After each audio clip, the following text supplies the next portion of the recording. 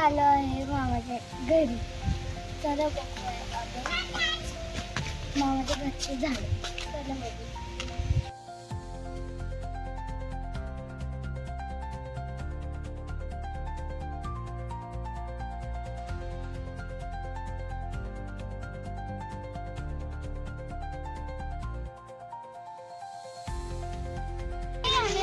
एक नारळाचं झाड, ही उंची वाढत नाही. ते आहे ना, ते नारळाचं पाणी ना खालीच येतं आणि तिथं अजून एक तोच प्रकारचं झाड आहे. आता चला आंब्याचं झाड.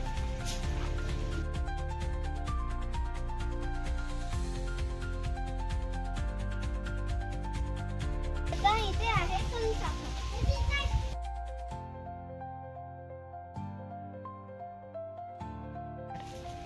इकडे आहे सुपारीचं झाड. आहे पपई. हे आहे मोगऱ्याचं झाड. इथे एक कळी आहे. ह्याला आत्ताशी फुलं नाही आली पण खूप सुंदर फुलं येतात आणि त्याचं अस्तर खूप छान असतं. हे आहे शोचं फुलाचं झाड. त्याला आजीने हार्टचा शेप बनवला आहे. आहे तुळशी चहा. इथं आहे कढीपत्ता. हे आहे सीताफळ आणि ते छोटंसं नारळ लागलं आहे. हे बघा इथं केळी. केळी तर सगळ्यांना आवडते.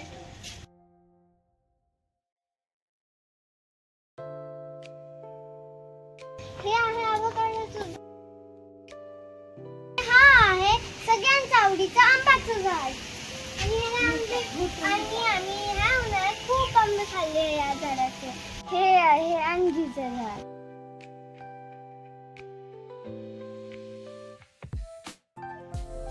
हे आहे पेरूचं झाड. त्या झाडाला छोटे छोटे पेरू लागले. ती बघा बघा इथे थोडंसं मोठं येतं. छोटे छोटे छोटे छोटे. इथं आहे पुदिना. इकडे आहे ब्रह्मकमळ. ब्रह्मकमळाला एकच फूल येतं वर्षातनं आणि ते पण रात्री येतो.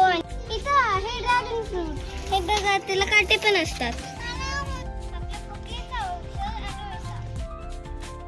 हे आहे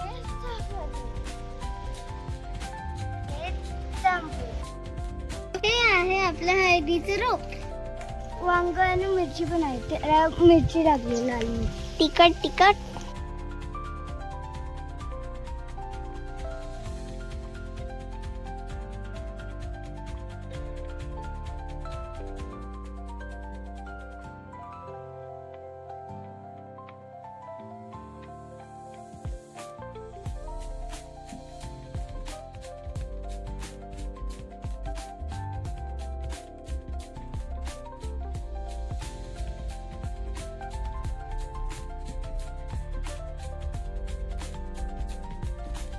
कशी वाटली आमची आजीची बाग छोटी.